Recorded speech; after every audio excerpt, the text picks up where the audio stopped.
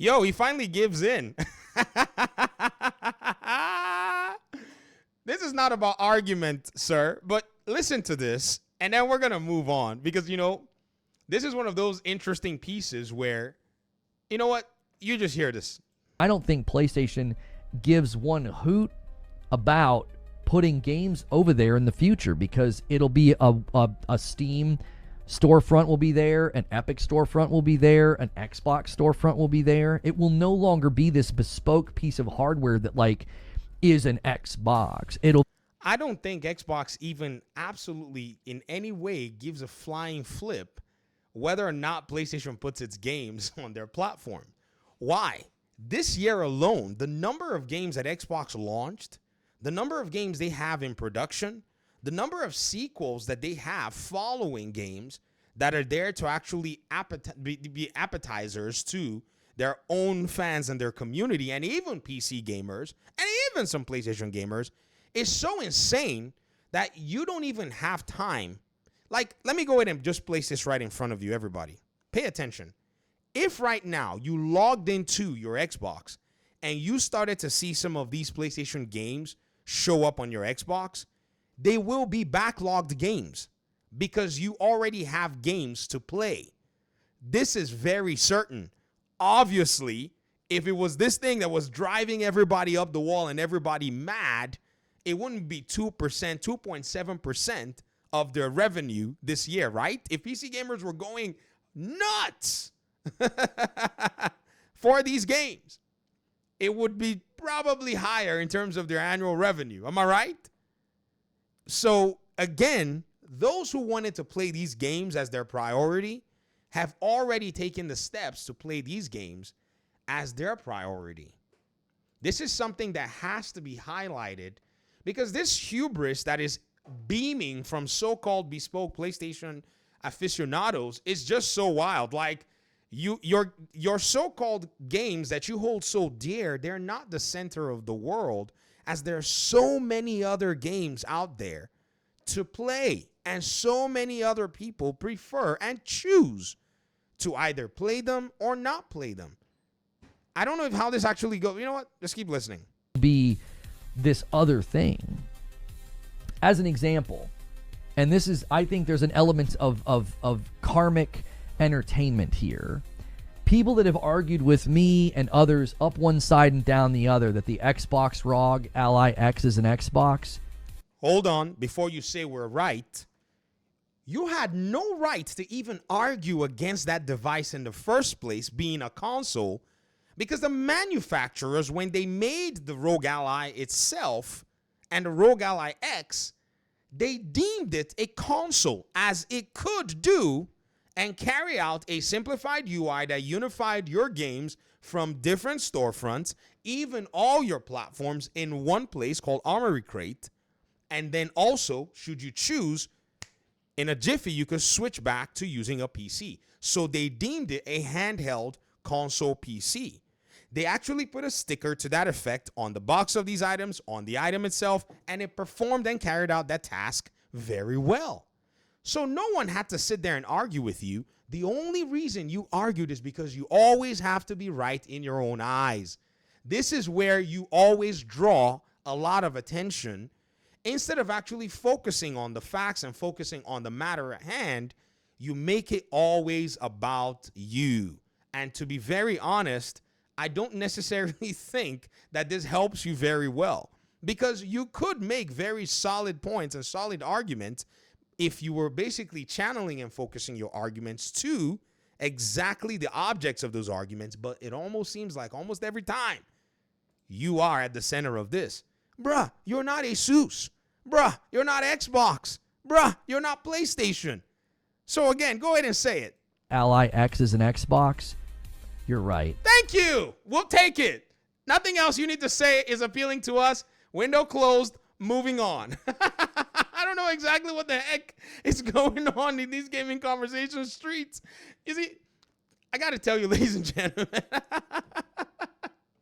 this is like the craziest thing that I've ever heard in my life, that somebody would say that, oh, because this thing is not the way I deem it to qualify to be this thing, therefore it's a useless thing. That is absolutely childlike playground attitude.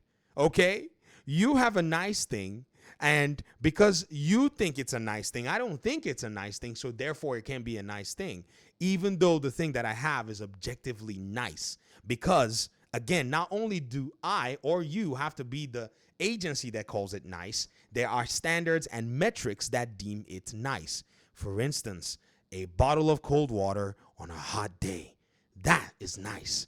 There's almost no one that wants to argue against how nice that is. Maybe that one tiny itsy bitsy case, that one little itsy bitsy, stinking anecdote that you can find against it. But at the end of the day, this is just what I'm seeing here. This to me has just been something that I thought, kind of reeked of, I don't know what it is.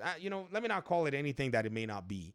But if you look at the way technology is going right now, if you look at the way things are actually moving, it actually makes a whole lot of sense that Xbox is going to be putting its hands in areas that, at the end of the day, right, are unconventional, especially to those who have sat in their little chairs on their microphones to deem and categorize Xbox as a failed business, while in the night, in the dark, they crept up on PlayStation and did so well that now PlayStation is looking and saying, it appears that this platform may have users that on average, their ARPU seems to be quite unique. Their average revenue per user seems to be quite unique. And PlayStation now wants to go ahead and partake more thereof by putting this new game, Helldivers 2, coming out in the next few days, on there. So the talk or the conversation about the Xbox Ally being an Xbox because it's not this, because it's not that, that is absolutely obliterated, because PlayStation sees whether it's the Series X or S or whether it's the Ally or whatever as a viable proposition, while they continue to throw pixie dust in the eyes of those who think that the gaming industry via PlayStation is what the gospel truth should be.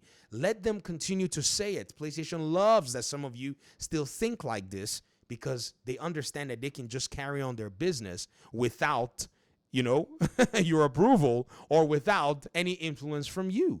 You will, as a dedicated PlayStation fan, mentally gymnast your way into explaining away everything that they do that contradicts all the previous things that you've already said that they were going to do. For instance, do y'all remember when another YouTuber went ahead and said, oh, I don't think Helldivers 2 is going to go to Xbox, and then now is saying I don't see any reason why they will send it to Xbox to make only 100,000 more copies. Yeah, that's exactly what it is. PlayStation could depend on you to continue to solidify the fantasies that a lot of people had held so that they would hold on to their PlayStations, right? While they then snuck behind all of you and went and launched Helldivers 2 on Xbox. Yes, actually they didn't sneak. They literally strutted in front of you like this. Yeah, and they were whistling like the old, 19-somethings cartoon character. And they walked up into Xbox and they advertised Helldivers 2. In fact, they're not only doing that, they're advertising the freaking game on their website. To buy an Xbox game on their website while all these folk are talking about all this stuff. It is so weird that they're over here saying this kind of, that they want to make it. Yes, the Xbox Ally X is an Xbox. It is, because it is. And the manufacturers say it is. And having said that it wasn't, you were playing a very, very dangerous game. You were wrong. Thank you for admitting that you were wrong, sir.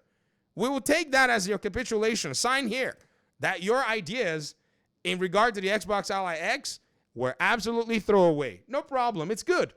It's time for some humble pie in this place for now, Let that device come out. Let it play all these PlayStation games. Let everybody get it out of their system. And then let's move on. Because Xbox themselves, I don't think they really care about your 20-something PlayStation games that are existing on Steam. While they launched 15 this year. Another 10, they will match that library. And then another 5, they will surpass that library with games everywhere. Do you really think that Ghost of Yotei is going to pretty much survive the barrage of what's coming from Xbox this year and next year in terms of content? Do you really think Intergalactic is going to be that special sauce? And this is coming from somebody who enjoyed Ghost of Tsushima. I'm telling you that Xbox's content delivery, it's like a spaceship, right? A big mothership flying over a car on the interstate. And then the car is like, oh, where's my shadow? That's it.